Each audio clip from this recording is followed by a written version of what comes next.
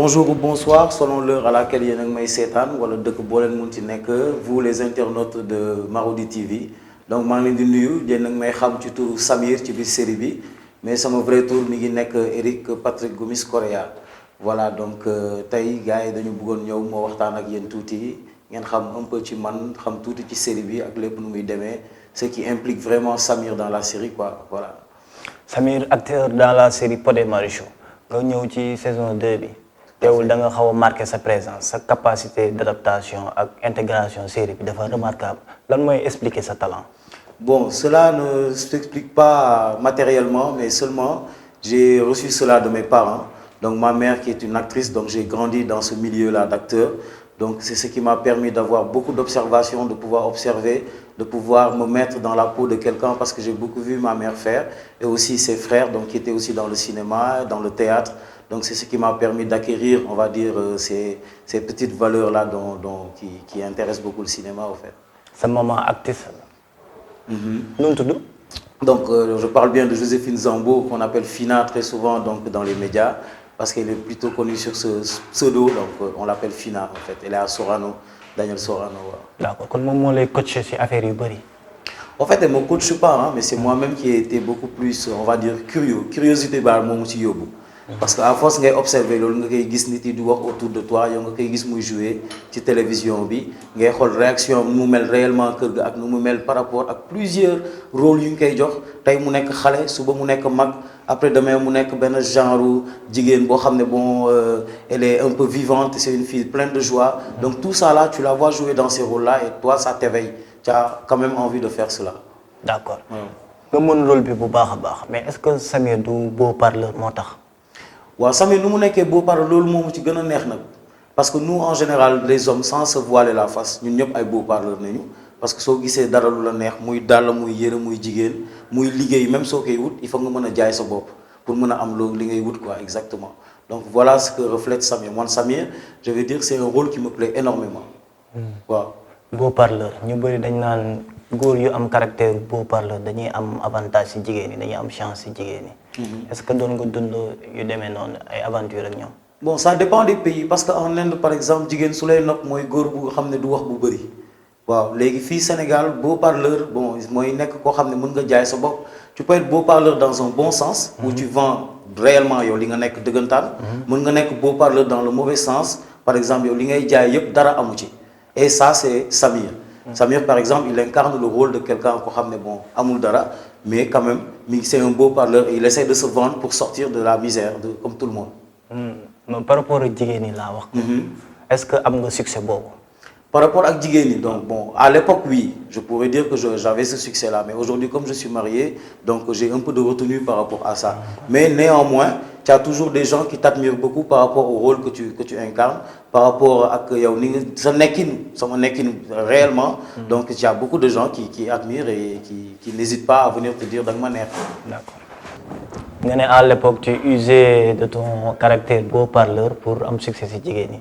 Est-ce que mën nga ñu expliquer tuuti benn wala ñaari toj-toj yoo def ko ci sa enfance. Bon, est-ce que mën nañ ko woowe toj-toj parce que bon, il faut que jeunesse se fasse aussi quoi. Donc réellement bon dans la jeunesse dina am ay moments yoo xam ne di nga dajeek ak ay jigéen yoo xam ne bon vous vivez ensemble xam nga di ngeen xaw mooy li ñuy wax génn quoi vous sortez ensemble et après maintenant quand ça marche pas wala un peu de jalousie en tant que jeune bon nga dóor benn pes wala genre affaire yooyu quoi. mais noo leen doon jëlee quoi. C'est technique quoi. Bon, il y a pas une technique très prise hein, comme je pourrais le dire. Amul benn technique boo xam ne B à bas comme ni ngay jàngee mathématiques ay 1 + 1 = 2. Mais déjà j'ai pas beaucoup de travail à faire sur moi-même parce que bon, je peux dire que je suis un gars assez mignon. Donc ce qui fait que wax bi tam du bëri. Waaw, gel yi parfois ñooy ñëw vers yow mais yow quand tu viens bon, tu n'as pas besoin de te vendre beaucoup, il suffit que tu sois bien habillé et puis le reste ça li ci des mooy jouer boppam ah. Mais gars yi xanaa doon woon jaloux ci yow. Si dinaa amoon jalousie bu bëri nag loolu taxit parce que bon da nga daan am ay gel yu bëri bon mais j'aimerais aussi parler du désavantage parce que loolu am na avantage mais am na tam désavantage parce que soo nekkee benn beau gosse nga nekk école am na lu bëri loo xam da lay distraire et man daf ma dal looloo tax ma koy wax am na loo xam ne dootoo concentré ci jàng bi parce que yaa ngi topp ci ginnaaw jigéen ñi et ainsi de suite donc il y a ses avantages et il y a aussi ses désavantages am na ay moments yoo xam ne vraiment dafay laaj yow nga concentré wu ci jàng bi moo gën ngay nekk ci leneen mais soo nekkee jigéen bu rafet wala góor bu rafet malheureusement yooyu da lay topp ba finalement day yàq sa jàng quoi. d'accord léegi ñu dugg ci rôle tech deal bi. parce que loolu dafa collé wu ci sa personnage dafa mel ne noonu nga mel. naturellement est-ce que c'est vrai. bon loolu ça m'étonnerait quand même parce que nit buy teg deal wala nit boo xam ne bon dafay mën a jouer yenn rôle yi c'est quelqu'un qui observe beaucoup. yow je vais te donner un exemple très simple une personne qui est assise et qui voit qu'on bat sa mère ou bien son père kooku bés boo ko nee sa papa nu muy def sa yaay dina la ko mën a nettali wan la geste yi donc les gens qui disent par exemple acteur bi nu mu mel nii exactement lu muy jouer noonu lay mel c'est acte faux donc juste pour rappeler aux gens que nit buy toog buy observer kooku moo la gën a mën a jouer benn rôle que keneen koo xam ne mu ngi koy subir wala mu ngi koy def. d'accord léegi ñu ñëw ci sa scène boo xam ne dafa susciter buzz bu mag ci réseaux sociaux mooy bi ngay dóor Chabi. Mais est-ce que réellement c'était trop facile pour toi nga dóor ko. Alors pour ma dóor ko déjà c'était pas facile. dóor yi on peut dire que du dal carrément et d'ailleurs je voudrais saluer mais féliciter toute l'équipe technique quoi qui ont eu à faire ce montage là parce que même moi quand j'ai regardé la série j'ai eu peur par rapport ak coup yi ni ñu ko doon wonee sama kanam bi nu mu doon wonee agressivité bi et tout ça là vraiment moi je salue toute l'équipe technique et je vois que le cinéma africain sénégalais je dirais a beaucoup avancé parce que à l'époque dañ doon seetaan cinéma sénégalais mais c'était seulement pour faire rire ay gag la woon ay reetaanloo ay trucs mais aujourd'hui tu vois que mën nañu seetaan sénégalais muy jouer film ngay tiit wala ngay ragal wala muy am suspense et ça vraiment je salue ça quoi ça veut dire que gars yi vraiment avancé nañ juste pour dire que ça n'a pas été facile pour moi di def yenn gestes yi parce que xam naa retombées yu nar a am mais je pense qu'aujourd'hui les Sénégalais sont assez intelligents pour savoir que derrière toutes ces caméras là derrière tout cela am na ay montages yu ñuy def am na ay rôles yoo xam ne dañ koy incarner dañ koy jouer mais dans la réalité ce n'est pas exactement ça mais j'ai été très heureux et très touché de voir ñëpp ñu may bindal ay messages di ma won ne jigéen kenn du ko dóor scène yi dafa atroce le coup a été violent donc pour montrer que le message est passé le message est réellement passé et ça j'applaudis réellement tout le monde quoi toute l'équipe. ba nga bastonné Chabi ba pare nan nga réagir yow sa réaction laa bëgg a xam. alors après cette scène là j'ai été très ému parce que ça on l'a fait en une prise la première prise elle a été bonne première prise bu ñu def boobu dafa baaxoon. parce que jouer scène boo xam ne da ngay dóor nit dafa compliqué parce que sooy xàcc nit ki day bouger donc tu vois donc il faut que dès le premier coup mu am benn scène bi mu dox. pour nga am image yoo xam ne moom ngay soxla et c'est ça qui a marché bi ma paree juste équipe bi ñoom ñëpp dañ doon nekk di tàccu donc tu vois preneur de son bi réalisateur bi ñoom ñëpp dañ nekkoon di tàccu parce que scène bi dafa dal mais moi à l'intérieur de moi j'étais triste parce que je revoyais cette scène là maa ngi imaginer réellement femmes yi nga xam ne ñu ngi koy dund seen biir kër ak man haine bu ma amoon pour jouer ko il a fallu ma nekk réellement en colère donc ce n'est pas un rôle que j'ai incarné je n'ai pas joué le rôle j'étais dans le rôle j'étais à l'intérieur de Samir et j'étais réellement fâché pour mën a def geste yi pour mën a yuuxu bi donc il y a même des gens qui ont dit que dama saaga wala mais quand tu leur demandes lan laa saaga exactement duñ la mën a reprendre mot bi parce que saaguma mais nit bu mer du wax sa jabar nank nit bu mer du wax ak sa jabar ay mots yu doux nit bu mer dëggantaan da ngay saaga sa jabar di ko wax tu la fermes di ko wax ta gueule di ko wax tëjal sa gat donc ce sont des mots très lourds surtout nit yoo xam ne ni ñu koy seetaan télé ce sont des mots très lourds mais c'est la réalité. D'accord. C'est la réalité. D'accord. Mais techniciens yi aussi dañu soufflé ne da nga doon jooy quoi loolu dëgg la wala. waaw j'ai été ému j'ai pas pleuré non jooyuma j'avais les larmes aux yeux. ah mais da nga doon jooy. j'avais les larmes aux yeux waaw sama xol bi ngi doon jooy parce que réellement loolu metti na trop exactement ils ont raison wax nañ dëgg. noppi nga léegi. waaw léegi surmonté nga ko quoi. waaw surmonté naa ko et puis bon bi ma xoolee scène yi vraiment man mii sax sama bopp ça m'a beaucoup touché. d'accord si sa rôle aussi ñu xaw a laal tuuti ci société bi. parce que dañu seetlu ne léegi góor yi dañu nangoog see cas social. comme loolu bi ngay joué ci Pod et Marichou. exactement mais lan moo leen war a pousser ba ñu rester célibataire ba ñu see cas social. alors aujourd'hui man je me dis que am na lu bëri loo xam ne parents yi dañu ci am rôle. bu ñu ci nar a joué. parce que ñaari jeunes yu nar a sëy parents yi ñooy njëkk a toog ne la yow kii est-ce que dina la mën a yor donc tu vois aujourd'hui il n'est plus question d'amour ci ñaari jeunes yu nar a sëy donc loolu yëpp ça remet en question et plus génération yi di avancer plus ñuy dund loolu ak suñuy parents donc ñun suñu bopp daf ñuy changer donc ce qui fait que yow léegi balaa ngay mën a takk benn jigéen yow di nga xool est-ce que yow situation dina doy est-ce que situation gel bi tam dina doy parce que tey salaire 1 million sax doyatul kenn donc ce qui fait que tey gars yi dañuy xool est-ce que dame bi mi ngi liggéey man kel bu may nekkal est-ce que am na avenir ndax mi ngi jàng pour man tamit ma mën a ñëw ku nekk su indee moom tam mu indi gàll bi mën a neex mais ça c'est une question de finance mais dans tout cela où est l'amour c'est là ma question. d'accord mais souvent aussi dañuy rejeter photo yi jigéen ñi parce que dañ naan dañu matérialiste trop quoi.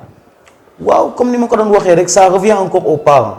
parce que soo gisee jigéen boo xam ne am na koo xam ne bëgg na ko te kooku yorul moom dina toog sa copine yi si boppam dinañ la wax yow looy toppee kii amul lii amul lële kaay ma jox la kële parce que am na lii am na lii. mais est-ce que góor yi ragaluñu tamit quoi ay charge affaire yooyu. waaw charge moom ñëpp ko ragal charge ñëpp ko ragal parce que vraiment nga jël ji soxna si nga ne ko bàyyil nga ne papa ji ak yaay ji bàyyi leen man léegi li ngeen ko doon defalee man dinaa ko defar di ko toppatoo vraiment il faut nga xool tam sa poche de ma hésiter tuuti xaw a tiit mais soo ko tegee ci mbëggeel nga dénk ko yàlla rek affaire bi forcément dina dox. d'accord est-ce que Samir est marié. Samir est marié oui Eric est marié. Samir est marié Eric est marié Samir est marié à Chabi Eric est marié à Chantal Sarr. Ça fait comment ngay dund sa vie de couple ak série Pod et Marichou. Alors nga nekk en couple si Pod et Marichou. nekk en couple aussi dans la vie réelle. Alors je vais vous dire très honnêtement mon couple est le couple le plus parfait je vais vous dire pourquoi. Parce que rôle bu may incarner au niveau de Samir di dool jigéen di ko yuuxu nekk ak sama jabar ndax xaalis donc dans la vie réelle je suis obligé d'être plus que toi si toi tu es généreux je suis obligé d'être plus généreux que toi. Si toi tu es galant man damay obligé nekk ku gën a galant ko yow parce que nit yi ñu ngi may seetaan par rapport ak rôle bu may jouer donc su ma nekk ak samay jabar li ma daan def benn dama koy def ñaar yéen li ngeen di def benn man ñaar laa koy def. d'accord mais sa jabar nan lay gisee sa rôle ci cinéma say actes say paroles say gestes. donc parfois elle est très touchée parce que moom ci boppam moo njëkk a découvrir série bi balaa man sax may xam série bi may woo Pod et Marichou donc mu nekk di ko seetaan man bi ma ñëw ma dugg ci nag mu gën a kontaan donc y a des scènes yoo xam ne réellement def ci jalouser parce que man quand je joue je suis un acteur donc un acteur quand tu joues tu vas à fond donc su may nag ak Chabi yenn saa yi dina xaw a am jalousie mais jalousie bi du yegg parce que elle sait que je suis un acteur mais pour faire le jeu pour ajouter un peu de fun à la maison pour ñu mën a di reetaan di foo man ak moom dina ñëw ne ma yow attention de lii moom Chabi foog ma woo ko wax ak moom et très souvent ñoom ñaar dinañ wootante di waxtaan xam nga dans la réalité quoi. d'accord ñu bëggoon xam aussi Eric moom à part artiste bu mu nekk lan la doon dans la vie réelle.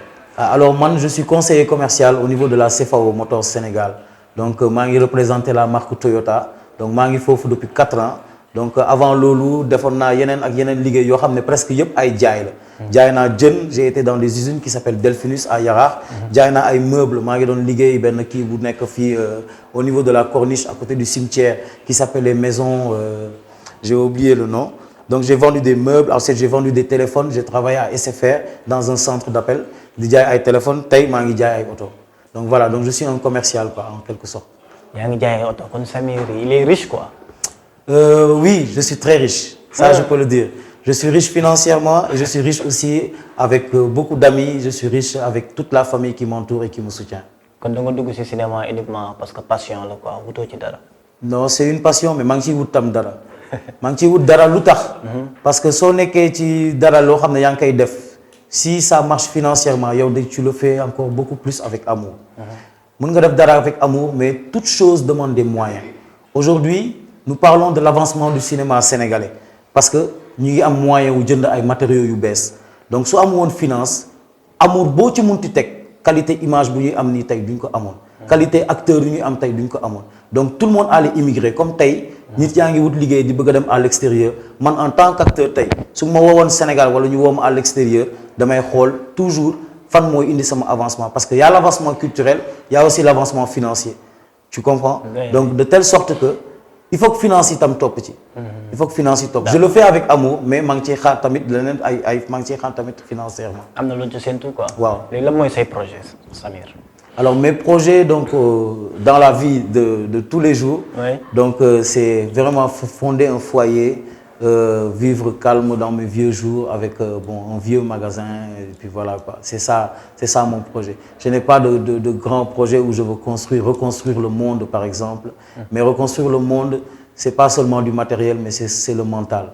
Aujourd'hui, je pense que sama projet maa ngi koy atteindre déjà ak message yu ñu nekk di véhiculer yëpp au niveau des publicités. Au niveau de la série, au niveau du cinéma, message yu ñuy divulguer le fait que boy di màgg ak benn mental bu différent rek pour man loolu mooy sama projet loolu mooy sama avancement. d'accord léegi lan mooy sa mot de la fin.